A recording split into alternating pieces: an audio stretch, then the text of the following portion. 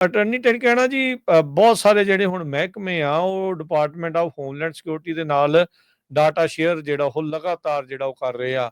ਜਿੱਥੇ ਯੂਐਸਪੀਐਸ ਦੀਆਂ ਖਬਰਾਂ ਆਈਆਂ ਸੀ, ਡਾਕੀਆ ਡਾਕਖਾਨੇ ਵਾਲੇ ਉਹਨਾਂ ਨੇ ਵੀ ਡਾਟਾ ਸ਼ੇਅਰ ਕਰਨਾ ਸੀ।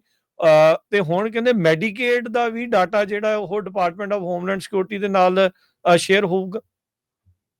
ਜੀ ਬਿਲਕੁਲ। ਵੈਸੇ ਤੁਸੀਂ ਦੇਖੋ ਕਿ ਕਿੰਨੇ ਸਾਰੇ ਰੂਲ ਰੈਗੂਲੇਸ਼ਨ ਜਦੋਂ ਬੰਦਾ ਆਪਣਾ ਇਲਾਜ ਲੂਜ ਕਰਾਉਂਦਾ ਉਹ ਐਗਜ਼ੈਂਪਸ਼ਨ ਤੇ ਕਰਾਉਂਦਾ ਕਿ ਡੇਟਾ ਜਿਹੜਾ ਪਬਲਿਕ ਨਹੀਂ ਹੋਊਗਾ।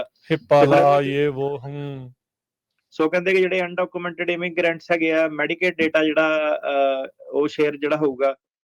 ਇਹਦੇ ਵਿੱਚ ਹੁਣ ਲੋਕੀ ਆ ਕੇ ਵੀ ਟੂਰਿਸਟ ਵੀਜ਼ਿਆਂ ਤੇ ਜਾਂ ਸਾਰੇ ਜਿਹੜਾ ਮੈਡੀਕਲ ਸਿਸਟਮ ਵੀ ਜਿਹੜਾ ਹੈਗਾ ਉਹਦੀਆਂ ਵੀ ਅਬਿਊਜ਼ ਤੇ ਇਹਦੇ ਵਿੱਚ ਸੀਗਾ। ਦੇਖੋ ਇਹਦੇ ਵਿੱਚ ਕੋਈ ਦੋ ਰਾਏ ਨਹੀਂ ਹੈਗੀ ਆ।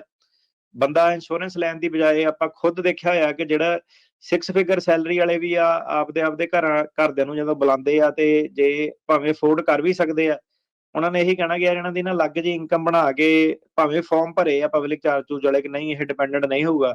ਪਰ ਆਂਦਾ ਹੀ ਜਿਹੜਾ ਉਹ ਸੀਗਾ ਕਿ ਇੱਕ ਸੋਚ ਆ ਜਾਂਦੀ ਹੈ ਕਿ ਮੈਂ ਕਿਉਂ $500 ਖਰਚਾਂ, ਕਿਉਂ ਮੈਂ ਘਰਦਿਆਂ ਨੂੰ ਇੰਸ਼ੋਰੈਂਸ ਲੈ ਕੇ ਦੇਵਾਂ। ਤੇ ਉਹ ਜਿਹੜਾ ਸੀਗਾ ਕਿ ਇਮੀਗ੍ਰੈਂਟ ਵੀ ਜਿਹੜਾ ਹੈਗਾ ਉਹ ਸਿੱਧੇ ਜਿਹੜਾ ਹੈਗਾ ਕਿ ਫ੍ਰੀ ਗੁੱਡਸ ਵੱਲ ਭੱਜਦਾ ਵਾ। ਇਹਦੇ ਵਿੱਚ ਕੋਈ ਦੋ ਰਾਏ ਜਿਹੜੀ ਨਹੀਂ ਹੈਗੀ ਆ।